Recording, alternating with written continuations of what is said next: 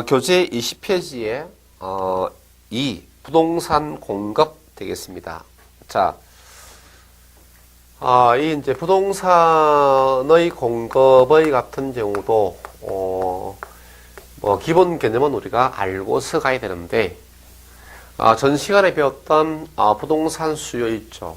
수요보다도 출제 빈도가 상당히 낮습니다. 그래서 일단 여기서 우리가 공급에 대한 개념, 공급은 우리가 영어로 supply 이렇게 말합니다.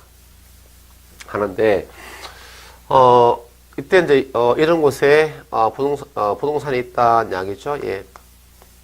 자, 이 부동산의 공급이다라고 하는 것도 마찬가지. 자, 일정한 기간 동안에 특정한 가격의 수준에서 팔고, 이제 공급은 이제 반대 입장이죠. 그래서 팔고 싶은 욕구에서 판매할 의사가 있는 상태로서,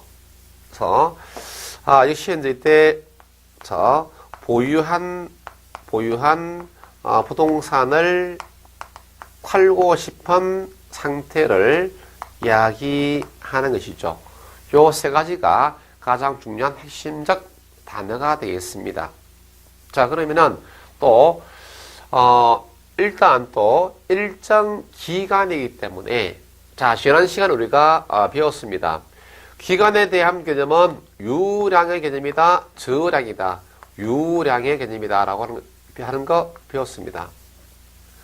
부동산 수요와 마찬가지로 부동산 공급도 유량의 개념이 되는 것입니다. 됐죠? 자, 그 다음에 팔고 싶은 욕구, 팔 의사가 있는 상태. 그러니까 팔았다, 안 팔았다. 팔기 이전이죠. 그러니까 팔고 싶다 이겁니다. 그럼 우리가 팔았으면은 우리가 팔았다라고 해서 우리가 이제 우리가 매도하죠. 매도. 영어로는 우리가 selling 이렇게 말을 합니다. 그런데 공급은 뭐다? 영어로 이제 우리가 supply 이렇게 이야기합니다. 되겠습니까? 자, 팔아버린 것을 우리가 매도했다라고 이렇게 말하는 것이죠. 그러니까 이론적으로 공급과 매도는 뭐다? 개념이 같다, 다르다는 이야기입니다. 그래서 공급은 뭐다? 팔고 싶은 상태.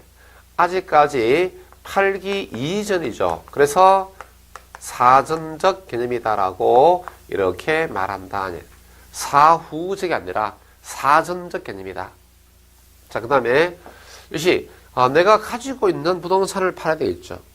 아니면 아무것도 가지고 있지 않는데 팔고 싶다. 말도 안 되죠. 그래서 공급도 유효 수요처럼 뭐다? 유효 공급이다라고 이렇게 말을 한다는 것이죠. 됐습니까? 네, 이러한 개념, 이 개념들이 공급의 개념에서 중요한 내용들이다. 자, 수요 함수가 있듯이 그 아래 보니까 공급 함수도 있습니다. 자, 아파트다라고 합시다. 아파트의 공급량이다라고 이렇게 보자는 이야기죠. 공급량의 기호는 대개 QS로 씁니다. S는 우리가 조금 전에 영어로 supply죠. 요 첫 번째 글자를 따와서 S는 우리가 이제 공급을 말하고, 그 다음에 Q는 컨텐트로서 양을 말하죠. 그래서 공급량이다라고 말합니다. 그러면은 아파트 공급량에 영향을 주는 변수들이 있습니다. 이것이 중요한 것은 아파트의 가격이다. 자, 그 다음에 공급은 생산자 입장입니다. 그럼 우리가 아파트를 만들 때 필요한 생산 요소가 있겠죠. 자, 아파트를 짓기 위해서는 뭐다? 부지가 있어야 되겠죠. 토지가 있어야 된다. 자, 그 다음에 아파트 짓는데 이런 곳에 노동력이 들어갑니다. 그 다음에 돈도 들어가죠. 자본. 자, 이런 것을 우리가 생산 요소 합니다. 그래서 이 생산 요소들의 가격도 공급량에 영향을 주게 되겠죠. 자, 그 다음에 또 만들어내는데 생산 기술이 있죠. 우리가 부동산 쪽에서는 건축 기술 이렇게 이해를 해도 좋습니다. 또 만들어내는데 뭐다? 기간도 있죠. 생산 기간도 영향을 줍니다. 또 다른 재화들의 가격도 공급에 영향을 줍니다. 자, 내가 아파트를 만드는데 서 빌라 가격도 영향을 주고, 예컨대 단독주택 가격도 영향을 주고, 또 오피스텔 가격도 아파트 공급량에 영향을 주는 것이죠. 그래서 아파트 말고 다른 재화의 가격도 이처럼 영향을 준다. 그 다음에 정부의 정책의 공급 정책이 어떻게 되느냐, 또 돈이 필요한데 이자율이 얼마나 될까. 그 외에도 대단히 종류가 많습니다. 이러한 관계를 우리가 공급 함수다라고 하는 것이죠. 예, 원하는 이야기들 됩니다. 자, 그런데 여기서 우리가 여러분들이 하나 꼭 알아두실 것은, 자, 이렇게 보니까 나머지들은 수요 함수의 요인들과 비슷한데 바로 여기 있는 이놈들이죠. 요놈들. 자, 이것들은 뭐다? 공급의 결정 요인에만 해당되지 수요의 결정 요인에는 해당되는 것이 아니다는 이야기죠. 되겠습니까? 그래서 자, 꼭 해놓으시죠, 이거. 예. 자, 또 그리고 여기서 보니까 역시 학자들이 보니까 이러한 공급의 결정 요인들이 수없이 많은데 역시 그 중에서도 이 가격이 가장 중요하더라. 그래서 그 관계를 알아보니까 어떤 법칙성이 있더라. 이른바 공급 법칙입니다. 그래서 아파트 가격이 상승하니까, 자, 아파트의 공급량은 늘어나게 됩니다. 반대로 아파트 가격이 떨어지니까 아파트의 공급량은 줄어들게 됩니다. 그래서 아파트 가격의 변화 방향과 아파트 공급량의 변화 방향을 보니까 같은 방향이다. 그래서 상호 비례하는 관계에 있다라고 이렇게 이야기를 하게 되는 것이죠. 자, 여기서 여러분들이 개념 정립을 잘 해야 됩니다. 아파트 가격이 올라가니까 아파트의 공급량이 증가한다. 자, 아까 뭐죠? 아파트 가격이 상승하면은 아파트 수요량은 증가합니까? 감소합니까? 감소하죠, 수요량은. 근데 공급량은 늘어납니다. 왜? 서로 반대 입장이 있으니까. 수요는 소비자 입장이고 공급은 생산자 입장입니다. 자, 그러면은 생산자 입장에서 뭐다? 뭐가 가장 주된 목적이죠? 이윤.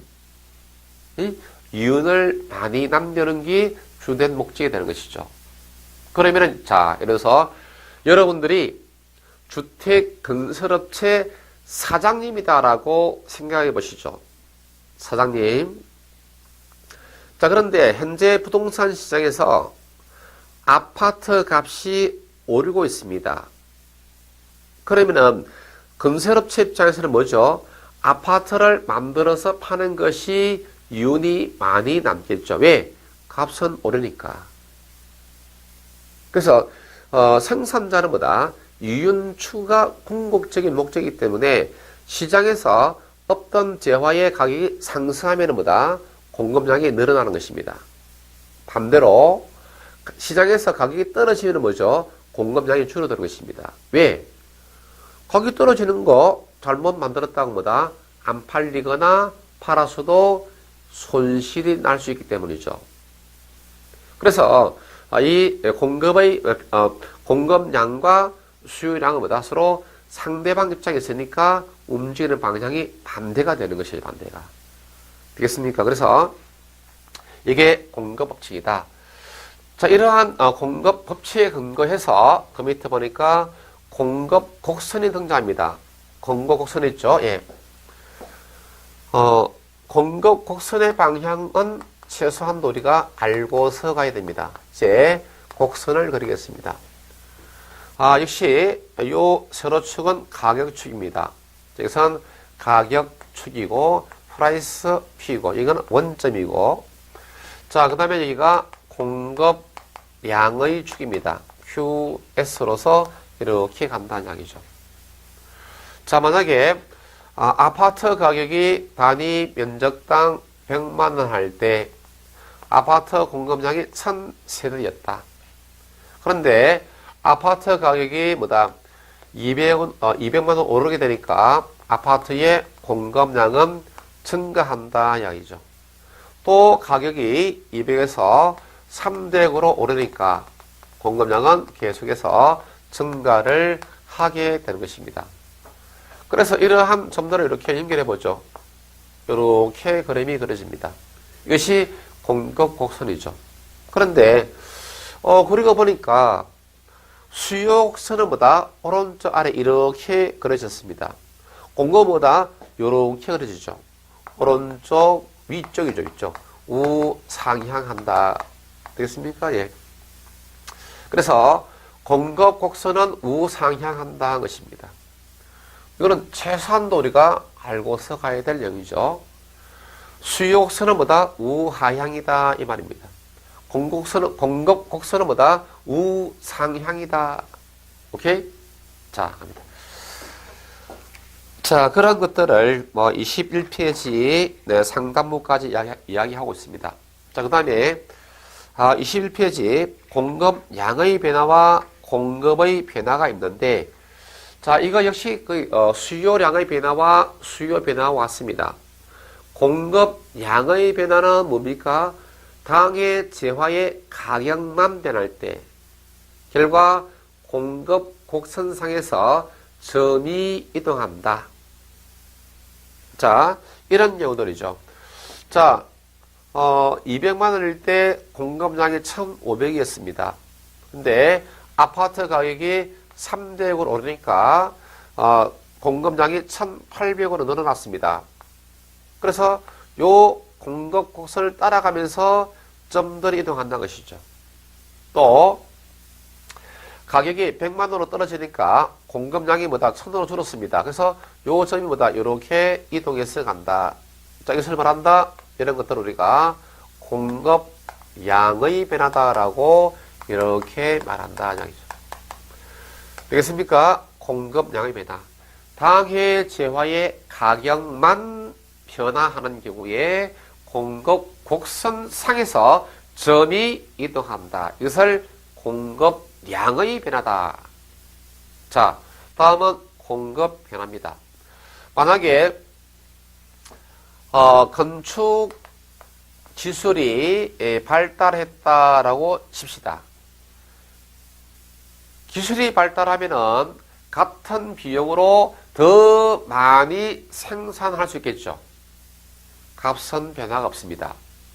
그러면은 건축 기술이 발달할 때 단위 면적당 200 할 때보다 공급량이 1,800으로 늘었다.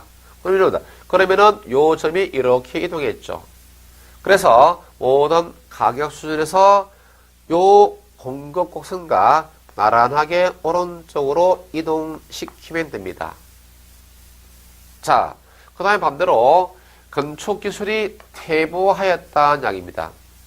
같은 생산비로 이제 건축량을 더 많이 만들 수 없다는 이야기죠. 그러면은 공급량은 줄어듭니다. 그래서 공급량이 이렇게 1,500에서 1,000으로 줄었다. 그러니까 요 점이 이렇게 이동을 한다라는 이야기죠. 그래서 역시 나란하게 평행하게 이동시킵니다. 그래서 공급 감소 시 공급 곡선은 왼쪽으로 이동합니다. 자, 이러한 공급 곡선의 변화죠. 공급 곡선이 이렇게 변화하는 경우들이죠. 이렇게 변화하는 경우들을 우리가 공급의 변화다라고 이렇게 말한다. 그래서 공급의 변화는 곡선 자체, 당해 재화의 가격 이외에, 그러니까 이 가격 말고 다른 공급의 결정 요인이 변화할 때를 말한다. 공급의 변화다. 그래서 곡선 자체가 이동한다. 공급 증가 시 우측으로, 감소 시 좌측으로 이동한다. 되겠죠? 이것을 우리가 공급의 변화다라고 말합니다. 자, 그런 이야기를 또 21페이지에서 22페이지 상당부까지 있습니다. 있고, 자, 그 다음에 22페이지 보니까 부동산 공급의 결정 요인들이 있죠. 자, 쭉 한번 읽어보시면 충분히 알 수가 있고, 거기에 이제 그 연관제, 20페이지 맨 아래에 연관제로서 대체제, 보완제가 있는데, 원래 이것은 우리가 수요편에서 이야기해야 되는데, 이 부분 또 여러분들이 설명 들으면 뭐다, 막 헷갈릴 수 있습니다. 그래서 제가 의도적으로 뺐습니다. 이런 것들은 나중에 기본 이론 과정에서 자세하게 설명을 드리겠습니다. 단지 이것은 이런 것들이 공급의 결정 요인이다 라고 하는 정도, 이런 정도 있죠? 이렇게 알고 계시면 되겠습니다. 자, 그 다음에 23페이지 가서 부동산 공급의 뭐다? 가격 탄력성 있습니다. 자, 전 시간에 우리가 수요의 가격 탄력성에 대해서 공부했습니다. 마찬가지로 공급에도 공급의 가격 탄력성이 있습니다. 그러면은 공급의 가격 탄력성은 뭐다? 수요 가격 탄력성과 거의 똑같습니다. 자, 단지 공급자 입장에서 하는 양이죠. 공급의 가격 탄력성이다라고 하는 것은 가격이 1% 변하니까 공급량이 몇 %가 변하는지 그 정도를 공급의 가격 탄력성이다라고 이렇게 말합니다. 공식의 형태도 유사합니다. 분모는 항상 가격 변화율에 대한 공급이니까 이제는 뭐다? 분자는 공급량의 변화율을 말합니다. 되겠습니까? 자, 가격 변화율에 대한 공급량의 변화율이다. 자, 그래서 아까 공급 법칙에 따라서 가격이 상승하면은 공급량이 늘어나고 가격이 하락하면은 공급량이 줄어든다라고 했죠. 그래서 가격 변화의 방향과 공급량의 변화의 방향이 같은 방향이죠. 비례한 관계다. 그러니까 같은 방향으로 움직이는 것을 나누거나 곱했을 때는 뭐다? 플러스가 됩니다. 그래서 이때는 여기다가 마이너스를 붙일 필요도 없고 절대값을 붙일 필요가 없는 것이죠. 되겠습니까? 자, 이것이 공급의 가격 탄력성이다. 마찬가지로 1이 되면은 결과 단위 탄력적, 1보다 크면은 탄력적, 1보다 적으면은 비탄력적, 0이 되면은 완전 비탄력적, 무한대가 되면은 완전 탄력적. 개념은 똑같습니다. 아시겠죠? 자, 이것이 공급의 가격 탄력성이다. 그래서 이러한 공급의 가격 탄력성은 수요의 가격 탄력성보다 출제 비중이 훨씬 낮습니다. 일단은 뭐다? 공급의 가격 탄력성에 대한 기본 공식의 틀은 수요의 경우와 마찬가지다. 자, 그 다음에 갈로 이번에 부동산 공급의 탄력성에 영향을 미치는 요인들이 있죠. 자, 일단은 동그라미 이번에 단기는 비탄력적, 장기는 탄력적이죠. 이게 왜 그러냐? 자, 만약에 여러분이 사는 지역에 부동산 수요가 오늘 날짜로 1000세대가 발생했다라고 가정하면은 오늘 당장 아파트를 만들어낼 수 있다, 없다? 없죠. 아파트를 만들기 위해서는 아파트 부지 매입해야 되고 노동력 확보해야 되고 자금도 확보해야 되겠죠. 그런데 부지 매입하고 노동력 확보하고 자금도 매입하는데 시간이 걸린다는 것이죠. 오늘 당장 그 모든 것을 할 수가 없습니다. 그래서 담기는 비탄력. 그러면서 시간이 가면서 부지도 매입하고 자금도 매입하고 아파트 공사 들어가고 공사 들어가면 뭐다? 하루 만에 당장 아파트 만들 수 없죠. 몇 달 이상, 1년 이상 기간이 소요되죠. 어쨌든 시간이 지나면서 이런 것을 하나씩 하나씩 갖춰가면서 아파트를 만들어내는 것이죠. 그래서 장기에는 탄력적이다. 단기는 비탄력적, 장기는 탄력적이다라고 하는 것입니다. 되겠습니까? 예. 그 다음에 역시 이제 동그라미 3번에 토지의 물리적 공급 곡선은 부정성 때문에 완전 비탄력적이다. 부정성이란, 자, 부동산의 자연적 특성 중에 하나인데, 토지는 물리적으로 공급할 수 있다, 없다? 없다는 것입니다. 토지 물리량은 지구가 태어났을 당시하고 아무 변화가 없습니다.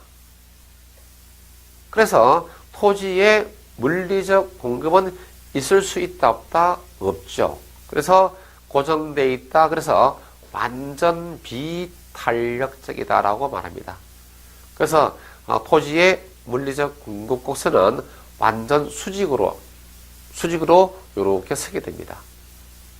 자, 그 다음에 역시 5번에 대체재가 많을수록 탄력적, 적을수록 비탄력적입니다. 이것은 수요의 경우하고 똑같습니다. 대체재가 많으면은 수요도 탄력적, 공급자도 탄력적. 대체재가 적으면은 수요도 비탄력적, 공급도 비탄력적. 이렇게 가는 것이죠. 자, 그런 이야기 되겠습니다. 나머지도 한번 참고해서 읽어봅니다. 자, 그 다음에 24페이지 가서 제3 부동산 시장의 가격 결정, 그 다음에 균형 가격이 있습니다. 자, 그래서 또 거기에 그림이 하나 있습니다. 자, 먼저 시장에서의 균형 가격이 있죠. 예. 부동산 시장인데, 자, 뭐 관계없습니다.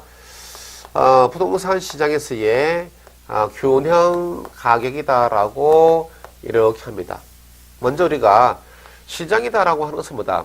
어떤 물건을 갖다가 살 사람도 있고 팔 사람도 있는 곳이 시장이죠. 쉽게 말해서 그냥 우리가 대체로 말해서 시장은 수요와 공급이 동시에 존재하고 있는 것입니다.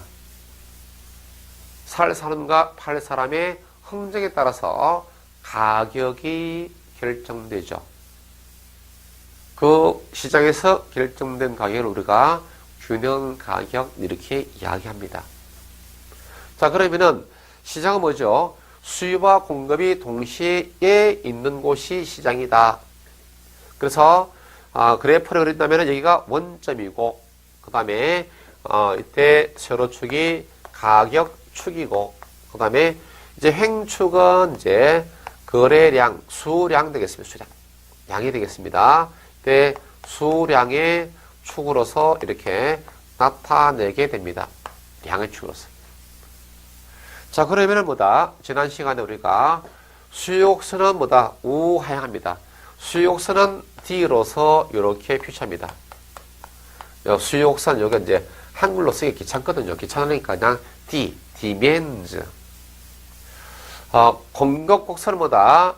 서 우상향이었죠. S, 공급 서플라이. 귀찮으니까 S로서 표시합니다. 이것이 공급곡선이다라고 하는 이야기죠. 자, 그러면 여기서 우리가 가만히 보니까, 수요곡선과 공급곡선이 만나는 점이 있네. 여기에서 거래가 발생합니다. 자, 수요곡선과 공급곡선이 만나는 점을 이른바 균형점이다라고 이렇게 말한다. 균형점에서 수평선을 그어서 가격축과 만나는 점을 우리가, 요 점을 우리가 균형 가격이다라고 말한다. 여기에 P0라는 교를 씁니다. 균형 가격에서 거래된 양이 있습니다. 균형점에서 수직선으로 아래로 그어봅니다. 그래서 수량축과 만나는 점이 있죠. 그래서 우리가 이 점을 균형 거래량이다라고 하며 대개 기울어서 Q0로 쓰게 됩니다. 자, 이것을 우리가 균형점, 균형가격, 균형거래량 구분을 해야 됩니다. 되겠습니까? 예. 그런 이야기를 여기서 하고 있고. 그 다음에 밑에서도 설명을 하고 있지만은, 자, 그 그림을 보니까 초과 수요가 있고, 초과 공급이 있죠. 그림 보니까, 그쵸? 밑에서 설명하고 있습니다. 자, 먼저, 초과 수요에 대해서 보겠습니다. 초과 수요. 자, 초과 수요다라는 것이죠. 이 말의 뜻은 뭡니까? 수요가 초과했다, 이 말이죠. 무엇보다 많다? 공급량보다 많다. 그래서 초과 수요는 특정 가격에서 수요량이 공급량보다 많은 상태를 초과 수요. 그 다음에 반대로 초과 공급이다라고 하는 것은 뭡니까? 예, 공급이 수요를 넘어섰다 이 말입니다. 그래서 이 경우는 수요량보다 공급량이 많은 상태로 우리가 초과 공급이다라고 말합니다. 되겠죠? 예. 자, 그러면은 그림상으로 우리가 초과 수요와 초과 공급은 어떤 경우냐? 자, 여기서 이걸 보겠습니다. 현재 균형 가격이 뭐다? 100만 원이고 거래량이 1000세대였다라고 치고, 자, 현재 그렇다면은 가격 50만 원에서 여기서 수평선을 이렇게 그어봅니다. 요 점에서 내려봤더니 이것이 1200이었고, 예를 들어서 요 점에서 내려봤더니 이것이 뭐다? 700이었다라고 치자한 겁니다. 그러면은 이 1200은 가격 50만원에서 50만원 선에서 수요 곡선에서 내려봤습니다. 그러면 뭐다? 이것이 1200은 수요량이 되는 거죠. 그 다음에 여기서 700은 가격 50만원일 때 공급 곡선에서 내려봤더니 700이었다. 그러면 이 700보다 공급량이 되는 겁니다. 그러면은 가격이 50만원일 때 수요량이 공급량보다 많죠. 따라서 초과 수요다, 초과 공급이다, 초과 수요가 발생했다라고 하는 것이죠. 그렇죠? 자, 이제 반대로 가격이 뭐다? 150만원이다. 여기에서 수평선을 이렇게 그어봤습니다. 그래서 수요선과 만나는 점, 요 점에서 이렇게 내려봤더니 여기가 800이 되었다라고 치고, 그 다음에 공급곡선에서 내려봤더니 이것이 뭐다? 1100이 되었다라고 치자 이야기죠. 800과 1100. 그러면 이 800은 뭐다? 수요곡선에서 그어봤더니 800이니까 이 800은 수요량이죠. 그럼 이 1100은 공급곡선상에서 내려봤더니 1100이었다. 그럼 이것은 뭐다? 공급량이 되는 것이죠. 자, 그래서 가격이 150일 때 수요량은 800, 공급량은 1100입니다. 공급량이 더 많죠.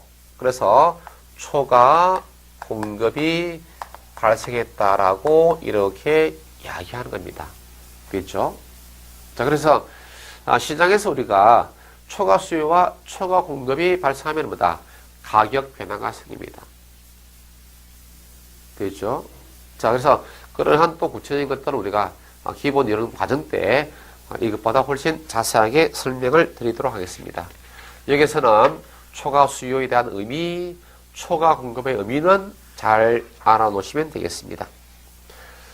자, 그 다음에 25페이지에 가서 제4에서 부동산 경기 변동론 있죠. 경기 변동론. 자, 이 부동산의 경기 변동론도 항상 한 문제입니다.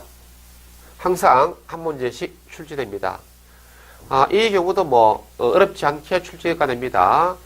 기본적인 것만 잘 해놓으시면은 충분히 득점을 할 수가 있겠습니다. 자, 부동산의 경기 변동이다. 뭐 경기 변동은 뭐죠? 뭐 경기가 좋을 때도 있고 경기가 나쁠 때도 있죠. 오르막이 있으면 내리막, 내리막이 있으면 오르막, 이렇게 변화되는 것을 말합니다. 경기 변동. 그래서 그 아래에 그래프가 하나, 그림이 하나 있죠. 자, 여기서 오르막이 있으면은 내리막, 내리막이 있으면 다시 오르막, 또 내리막, 오르막 계속 반복되죠. 이렇게 가는 겁니다. 자, 정점이죠. 맨 꼭대기 점을 우리가 정점이다. 그 다음에 바닥을 저점이다. 바닥 찍고 또 뭐다? 정점으로 갑니다. 또 뭡니까? 또 저점이 또 오겠죠. 이런 식으로 계속 변동합니다. 자, 이런 것을 우리가 순환적 변동이다라고 이렇게 말합니다. 자, 그러면은 여기서 우리가 정점에서 저점까지의 요 폭을죠. 이 폭을 우리가 진폭이다라고 말하고, 그 다음에 주기가 있는데, 자, 이 경우에 이 정점에서 다음번 정점까지 오는데 걸리는 시간을 우리가 주기 이렇게 말합니다. 주기. 자, 측정 시점에서, 경기 측정 시점에서 그 다음번 그 점까지 걸리는 시간을 주기 말합니다. 만약에 여기에서 측정했으면 뭐다? 여기까지가 한 주기. 이 저점에서 측정했으면 다음번 저점까지가 한 주기가 되는 것이죠. 주기. 자, 그 다음에 또 하나 우리가 알아둘 것은, 자, 요거들이죠. 예. 정점에서 저점까지 이렇게 경기가 나빠집니다. 경기가 나빠진다. 그래서 우리가 수축기다라고 이렇게 말합니다. 저점에서 정점까지 과정이 있죠. 점차 좋아지죠. 그래서 확장기다라고 이렇게 말을 합니다. 수축기 확장기 되겠죠. 예. 이 정도 요거 정리 한번 구분해 보시고, 자, 그 다음에 26페이지 가보니까 칼로 3번 다른 형태의 경기 변동이죠. 자, 순환적 변동이 있고 다른 형태죠. 다른 형태의 경기 변동이 있습니다. 이게 이제 우리가 첫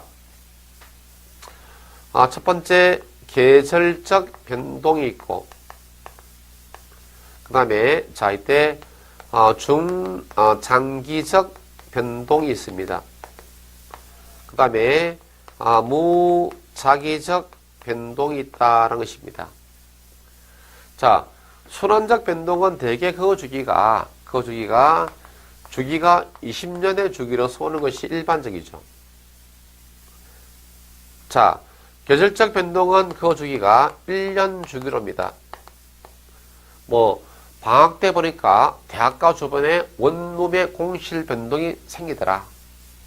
또 매년 12월마다 거래량이 줄어들더라.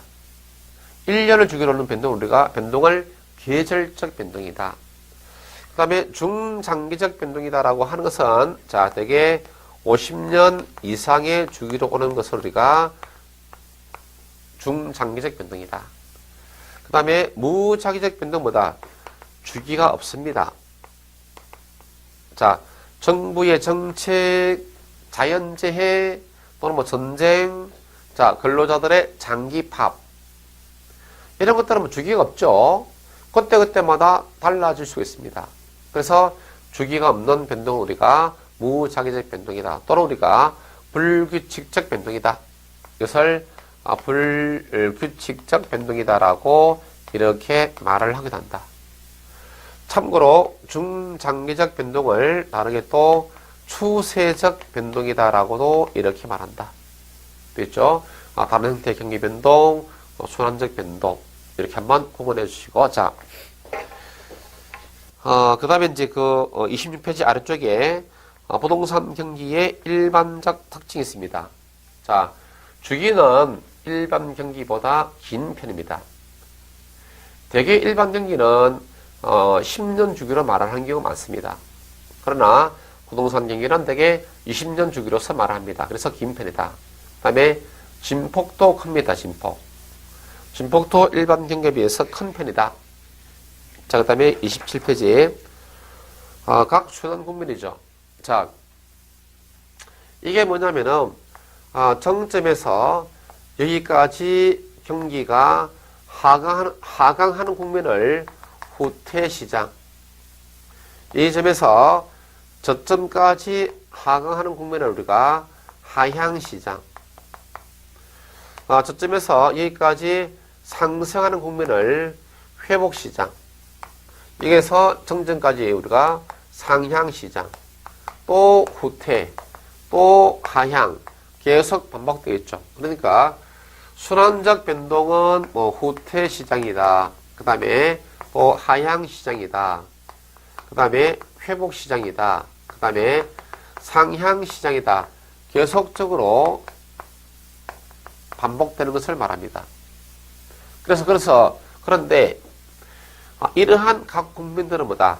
불규칙적이고 불명확하다는 것이죠. 일정하지 않다는 것이죠. 그래서 그것이 27페이지 맨 위에 갈로 3번 순환 국면 있죠. 동그라미 1번 각 순환 국면은 불규칙, 불명확하다. 됐습니까? 예.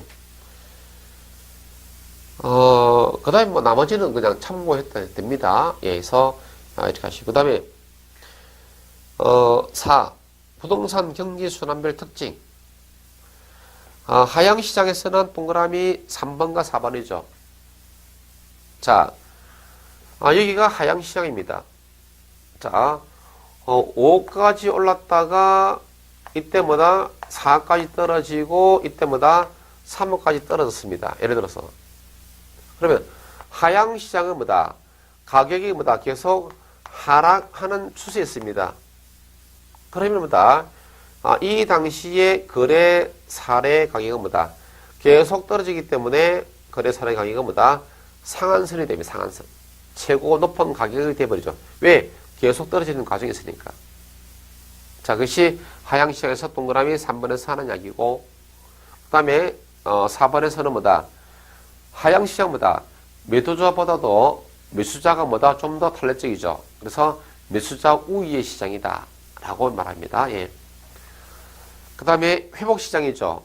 바닥 찍고 3억 1천, 3억 2천, 3억 5천 점차 오릅니다. 그래서 회복시장에서는 뭐다? 동그라미 28페이지에 동그라미 3번과 4번이죠. 점차 가격이 오르니까 하나의 기준선이 되거나 또 뭐다? 하나의 한선이 되기도 한다. 한선. 3억 2천이다 할 때 뭐다? 이건 뭐다? 계속 상승 추세이기 때문에 이것이 뭐다? 한선이 될 수 있죠. 한선. 자, 그런 거 세이되어 있죠. 자, 경기가 점차 회복하니까 뭐다? 이때는 뭐다? 매수자보다도 매도자가 유리합니다. 되겠죠? 자, 그 다음에 상향시장이죠. 이 시장을 말합니다. 계속 상승 일밴드죠. 그래서 거래 사례 가격은 뭐다? 하한선이다라고 이렇게 말하죠. 계속 상승이니까.